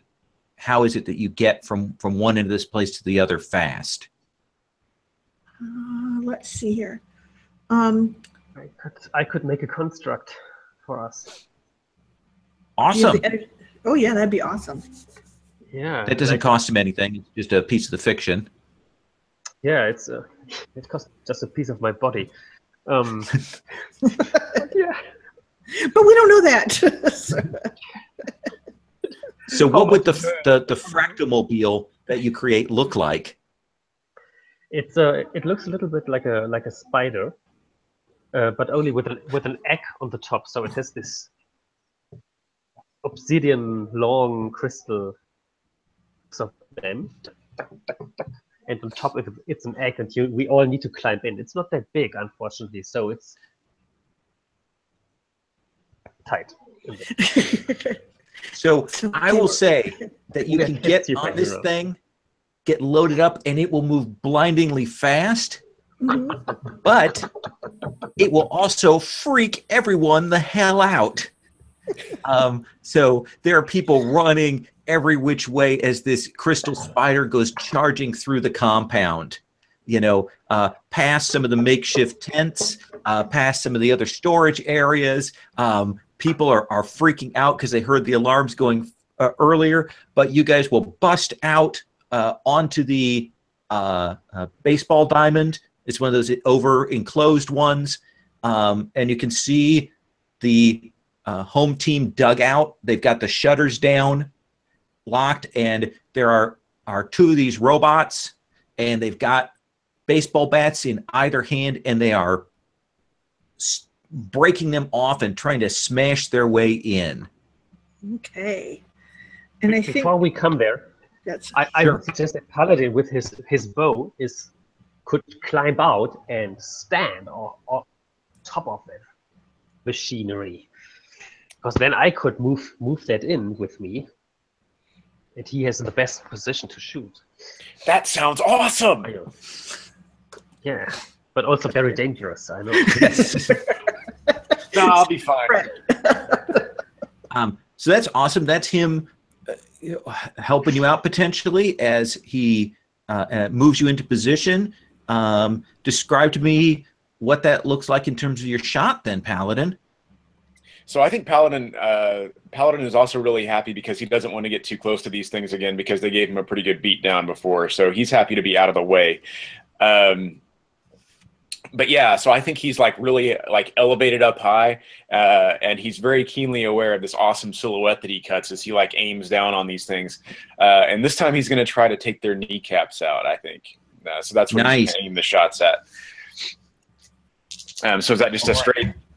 That is a straight engage, directly engage the threat, but he'll be able to use team on this. Okay, cool. So that's just a +1, right?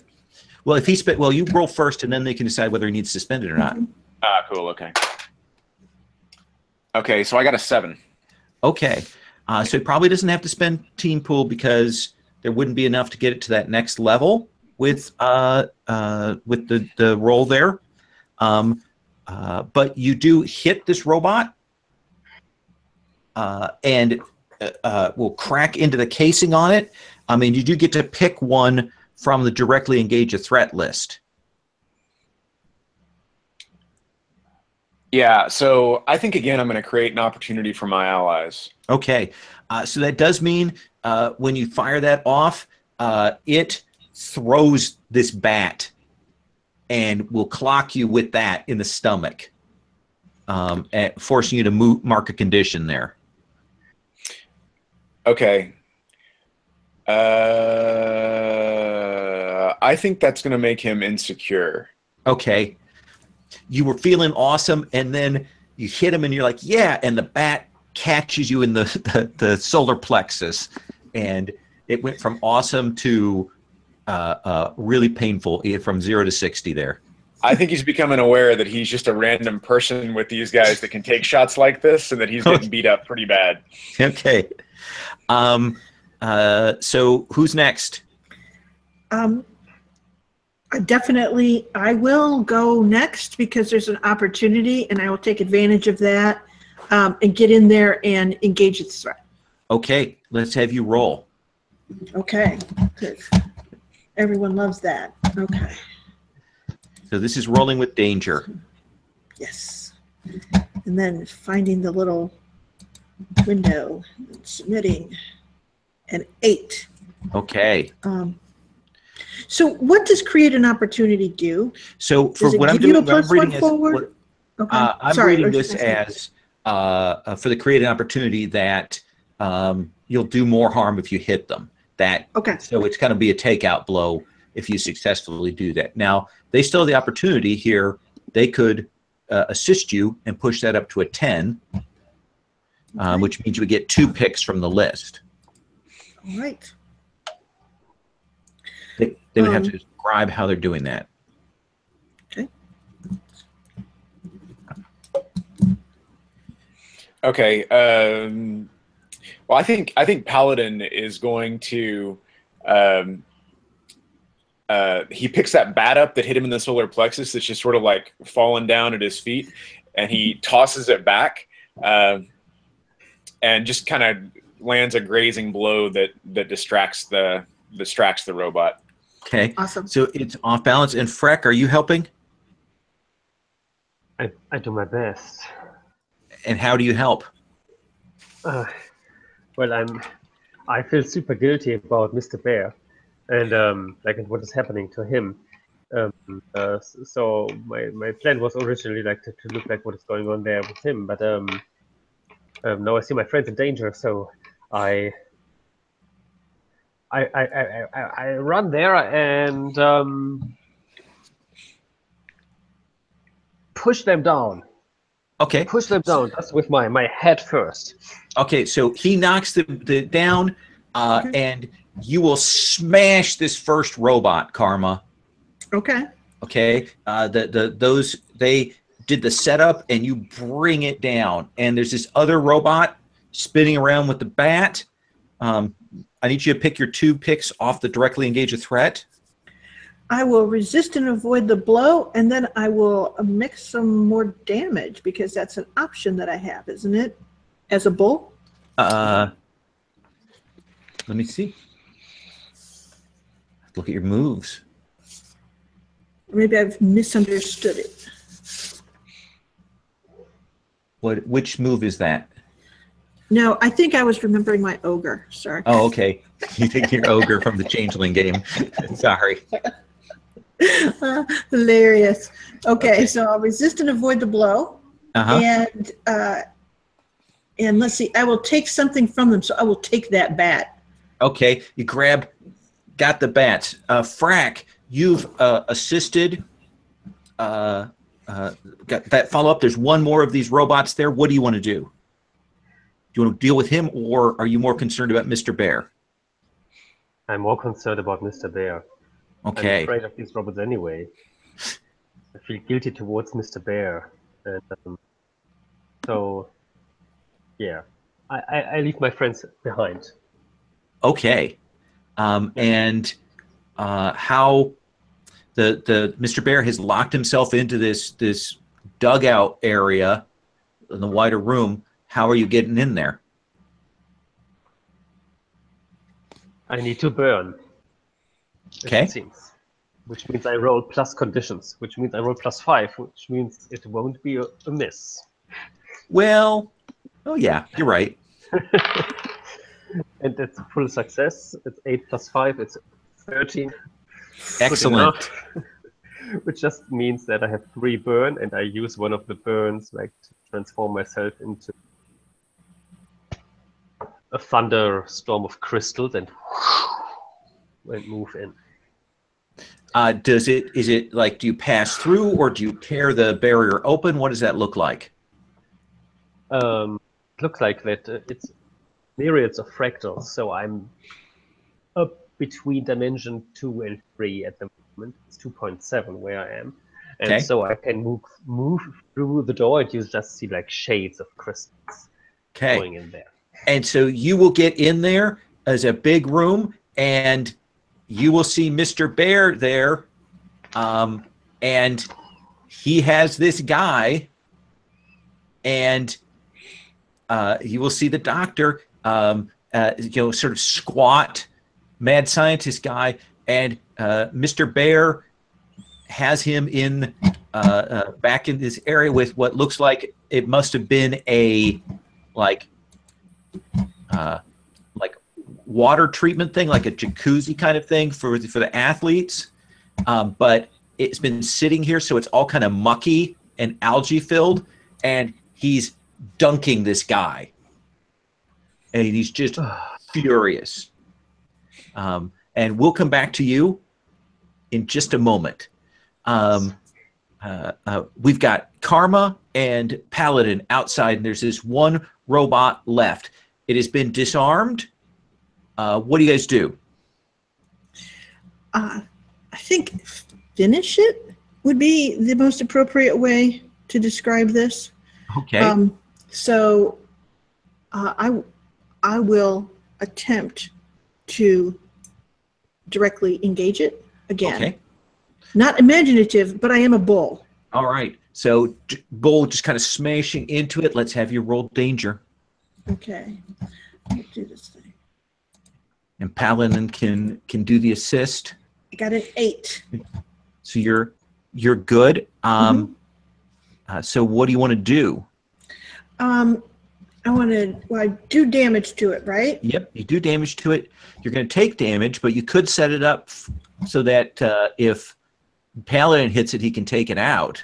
And that's what I'll do. I'll create an opportunity for it. So essentially what I do is I come in, I've already grabbed the bat, and I essentially grab its wrists, and I sort of push it against the wall and up so that it's like under its arms is exposed or whatever, which is a good place to hit it. Push it up, and one of its legs comes up and kicks you robot hard.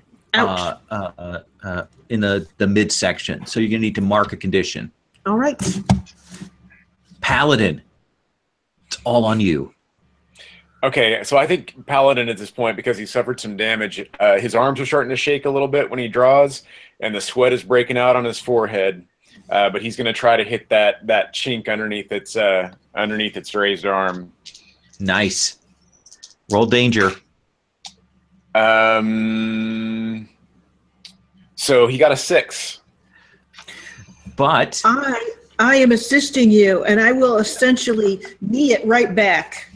okay. Smash it up against the wall. So Where does it look like when you do kind of just hit it, Paladin?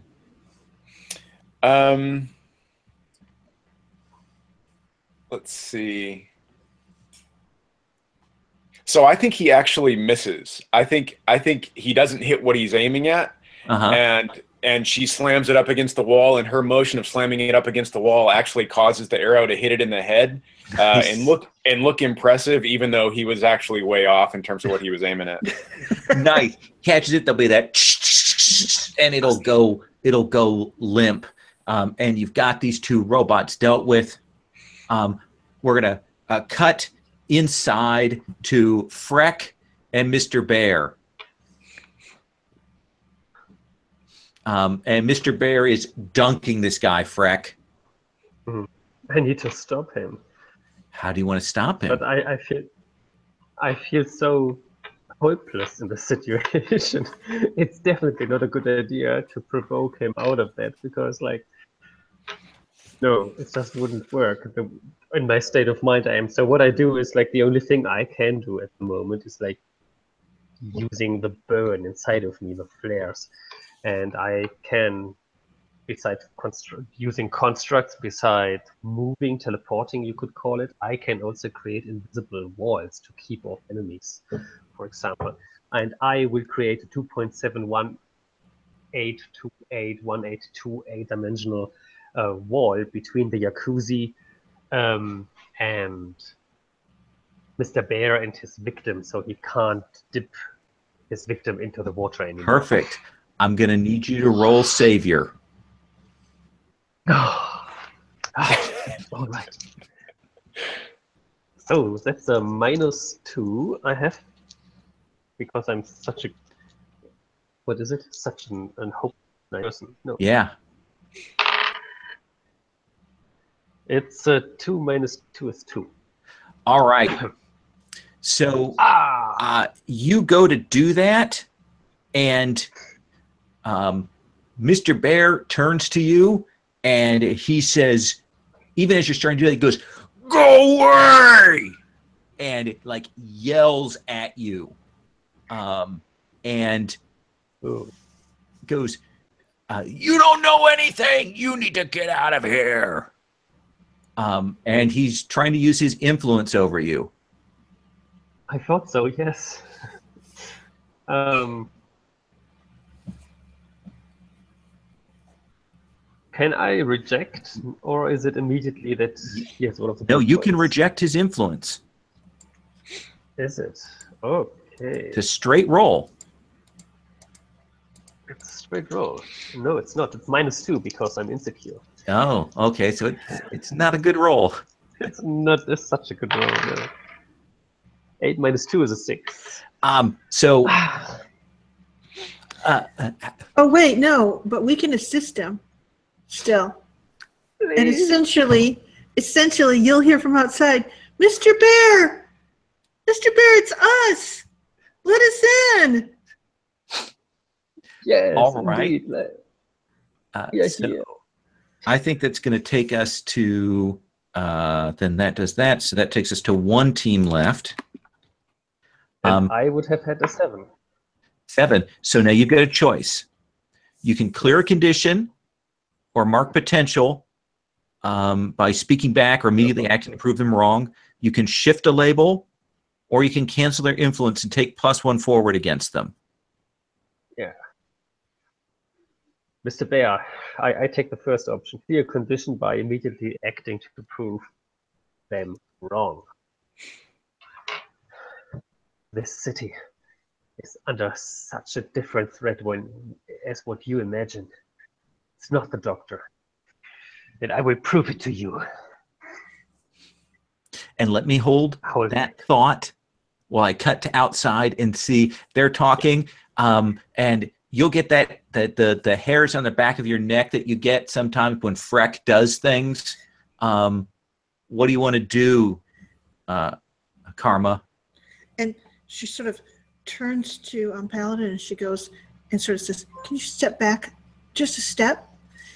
And she's going to slug the shutters. Essentially, she does have a special move that lets her just barrel through these things. So it's called. What does that look like? Physical.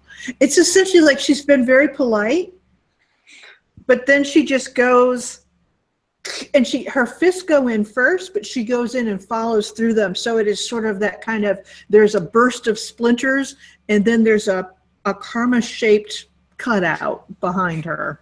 So it's like nothing you've seen, Paladin. It just vaporizes that as she goes in there. What do you do, Paladin? I think his eyes go wide, and as soon as she walks in, he sort of like bends over and takes a knee and puts his hand to his chest. while no one can see him. He takes a few moments to take a breather. Okay. Catch your breath before you move in. So we cut back. Mr. Bear got the doctor. Freck, you're about to do something. In comes Karma. What do you do, Freck? I'm not angry anymore, because I know what I have to do.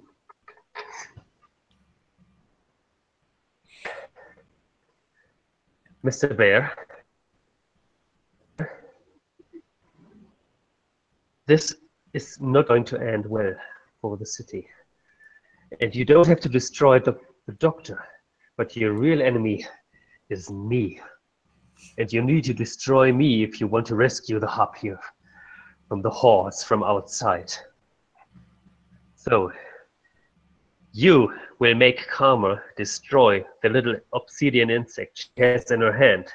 If she doesn't do that, I will jump out onto the market square and explode into a deadly nail bomb of obsidian crystals and kill as many as I can there. I count to 10. Karma. Does Freck, do you have influence over Karma? I have. Not yet. I have influence over Paladin. Yeah. So He might talk her into it. So would you like to know what I do? yes. All right. I think that I'm going to punch Freck in the head. Because I want him out so he can't blow up. And if I can, I kind of look at Bear to kind of get the nod that I'm going to do this so that we aren't both punching him in the head, because that could kill him. So, Okay. So this seems to me like, Freck, I'm going to need you to roll to take a powerful blow. Oh. It's a +5. Yes. No, +4 only, because I cleared just one condition. It's a 10. All right. So on a 10 plus, you remove from yourself from the situation. You lose control of your powers, or take 2 options from the 7 to 9 list. Do your friends save you? I could. Well, doesn't look so good either. I tried to provoke her to doing something else before, but I think it's too late. Yeah. Do they KO you? let us KO you, Freck. I lose control over myself Oh no. in a terrible way. I'm pretty sure that's a terrible way. All right. I have one last burn in my head, and so I explode now. Okay. Yeah. And then I sink down on the ground. So I think we move to the Paladin. Are you doing anything here that I should know about in the midst of this chaos? So I think Paladin basically like backs up into the explosion, because I think he's going to back in after he's caught his breath and be like, yeah, don't worry. There aren't any more dangers outside. I scoped everything out. And then boom. So I think we have to move, since we're almost out of time here. I want to move to the sort of the quick wrap here. So what do we see in the aftermath of this explosion, Freck, from you? Are you still there? Are you gone? I'm still there because Karma rescued me. Okay. And I'm pretty sure that also, but I was so heavily damaged that the zombies, which got mutated by me, also collapsed. They felt the pain from the explosion I got, and this threat, at least that one, got stopped. And my last scene would be how I can see again Karma's blood mingling with my crystals and transforming into something new, a new Freck. No, no. And Paladin, what does that explosion in the aftermath look like for you here? So I think he just gets knocked back against the wall and is like peppered with these crystal shards, and I think it knocks him unconscious for a little while. And when he sort of like comes to and looks around, so is Freck's not there anymore? Freck's No, gone. he is still there. Actually, he just kind of threw off his extra power in this. Not really complete anymore. Yeah. I think Paladin looks over and sees him sitting there and is like, "Whoa." I don't know if I'm ready for this. And Mr. Bear will go, nobody's ever ready for this.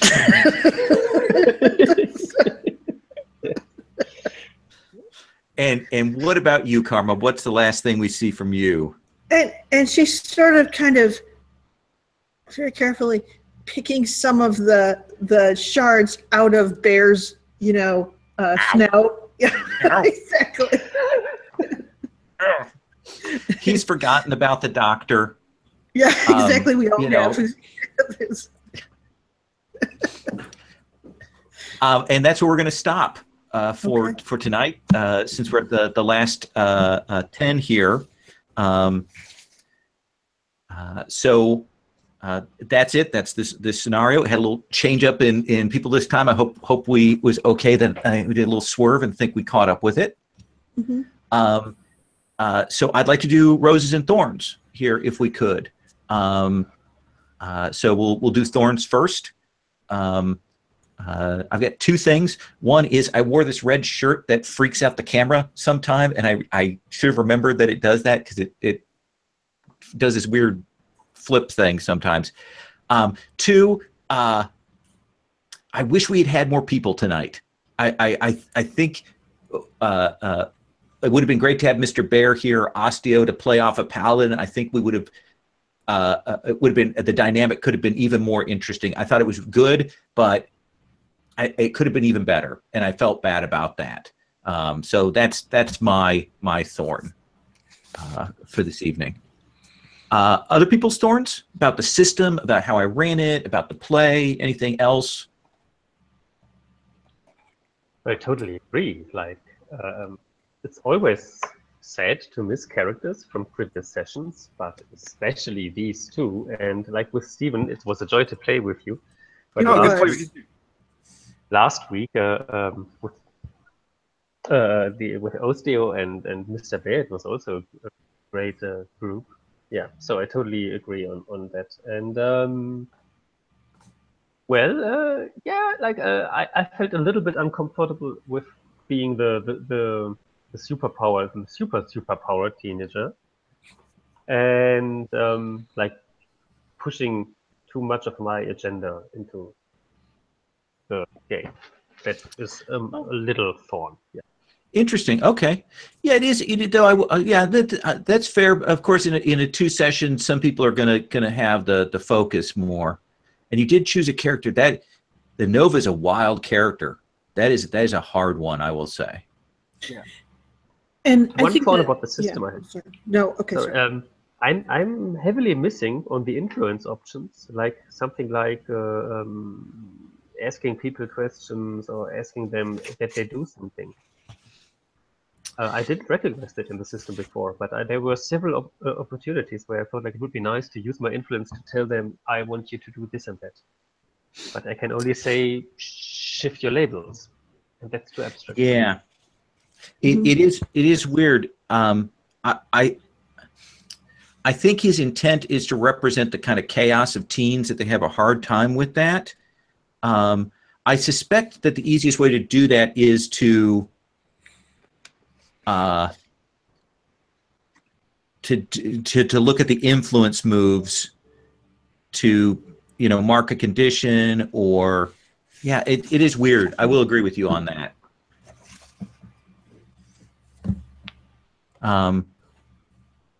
See, I guess influence then goes to pushing up the provoke or the pierce. Nah, I have to look at that again. Other thorns? I would say that when I chose to play Karma, a thing that was easy to get away with because Bear was so articulate was that she isn't articulate, because it's sort of the second language, and I played that is that her having that delay and not always picking up on things, which becomes more of a problem than when Freck was having a problem that he, of course, as his character, couldn't articulate. I think it just sort of doubled down on that in a way that I couldn't help to get you out of your doom spiral then as much as I think I would have liked to. So anyway, that was just, but that's all. Just a tiny thing. Stephen? It'd be difficult for me to critique the system, honestly, because this is the first time I've played Masks. Right. I've been wanting to play it for a long time. So I don't really have anything negative at all to say. I know that's not good feedback, but No, that's fair. Yeah.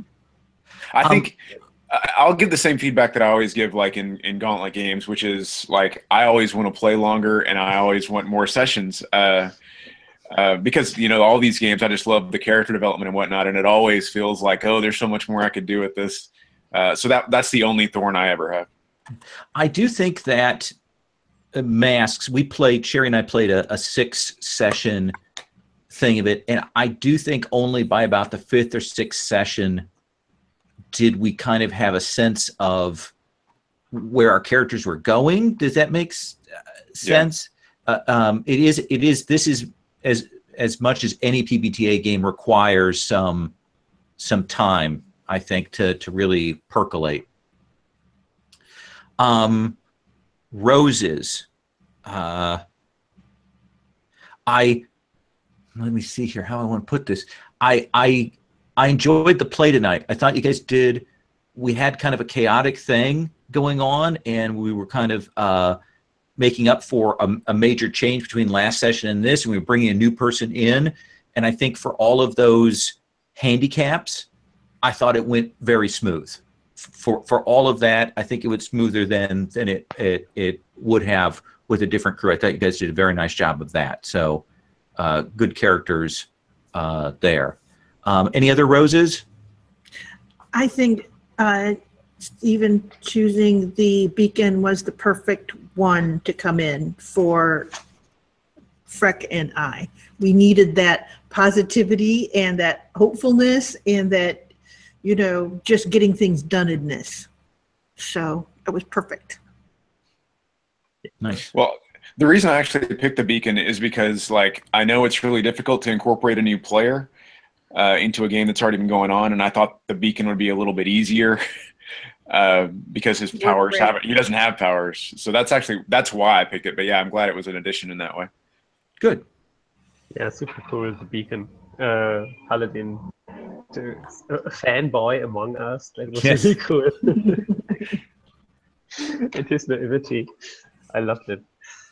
Yeah, and Sherry, thank you very much for indulging.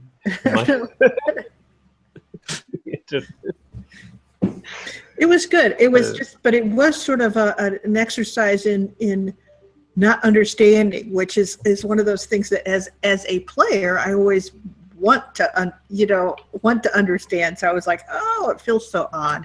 But yes, It came out good. It was a good story. Yeah, that's good. And Lowell, thanks again for bringing Mr. Bear back, even if Jason was not around. It's a great character, so. It's a great character, and it was a great motivation for us. And at the same time, you kept the encounters simple enough that we had enough time for our characters and do the things we are supposed to do, the interaction and so on. That we made both team moves, positive and the negative move. That's a strong indicator for me that we played to the philosophy of the game. Yeah, I agree on that. Stephen, anything you want to add? I just say in terms of roses, I really do appreciate